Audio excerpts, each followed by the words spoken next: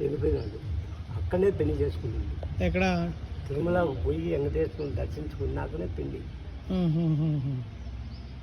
Okay. మీది ఊరేనా? మాది ఈ ఊరైనా మీకు కానీ మాకు కానీ చరిత్రను బట్టి మేము మాట్లాడాలి. 621 సంవత్సరం నాడు మేము ఏడుని తింటాము. మన పెద్దోళ్ళు కూడా ఏడుని తింటారు. మా జయనాని గారు ఏడుని తింటారు. చెప్పాలంటే చరిత్ర. టీటీడీ వాళ్ళు మీటింగ్ పెట్టినప్పుడు, ప్రోగ్రాం పెట్టినప్పుడు అటువంటి కథలు చెప్తారు. ఆయన చరిత్రను బట్టి చెప్తా ఉంటారు. అయ్యేం మేము ఇక్కడ వినడం. అయితే దేవలంగా ఇందని విగ్రహాన్ని కట్టిన దానికి దాంట్లోనే నిదర్శనాలు అనేది పాత రకం కావులు, ఇంట్లో పూజలు అటువంటి గుణాలు తీసేటప్పుడు మాకు కూడా ఇప్పటికి ఈ లోపల తీసినారు కాబట్టి అంత 10 ఏళ్ళు అవుతుంది. మాకు అవి చెప్తాం కానీ ఆయన అన్ని ఇళ్ళు అంటే వాళ్ళు చెప్పిందే మేము విన్నాము. అందరికీ తెలియదు. ఓకే.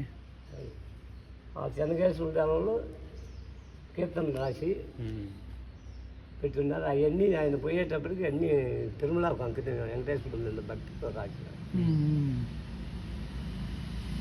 అప్పుడు త్యాగరాజు కీర్తనలు లేవు, అన్నీ వచనంలో ఉన్నాయి. పద్యం కావ్యం రూపంలో రాసింది ఈయనే. ఒక సంగీత స్వరాలు కనిపెట్టి దాన్ని రాసింది ఈయన. తర్వాత ఆ సంగీతం ఈయన ఈయన రాసిన తర్వాతనే ఆ సంగీతం అనేది వాయిద్యాలు, ఆ స్వరాలు బయటకు వచ్చినాయి. అంతకుముందు అంతా వచనంలోనే. త్యాగరాజు కానీ ఇంకొకరు కానీ పదకవిత అది పదకవిత పితామహులు ఉన్నారు కదా, వాళ్ళు ఉన్న అష్టదిగ్గజముల కాలంలో కూడా లేవు. ఈయన రాసిన కవిత్వమే ఆ పాటలు, జానపద గేయాలు, ఎన్నో రకాల జానపద గేయాలు ఈయన రాసినవి. నాట్ల కాడ పాటలు, ఉయ్యాల కాడ పాటలు, పిల్లలు ఏడువ కన్నా ఉండే పాటలు, ఇవన్నీ కూడా ఆయన రాసినవి. గొల్లకాడ పాటలు, యనవల కాడ పాటలు, ఇవన్నీ ఏ పాటలు ఉన్నాయి జానపద గేయాలు ఈయన రాసిన తర్వాత తెలంగాణకు అంకితమైంది.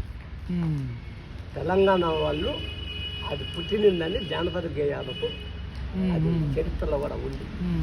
కానీ రాసిన తర్వాత మళ్ళీ అక్కడ వాళ్ళు ఆ జానపద గేయాల గురించి పెద్దగా అక్కడ వాళ్ళు ఇప్పుడు తెలంగాణ వల్లే జానపద గేయాలు బాగుపడేది. మిగతా ఉండారు కానీ అవి కూడా ఈయన రాసినట్టు.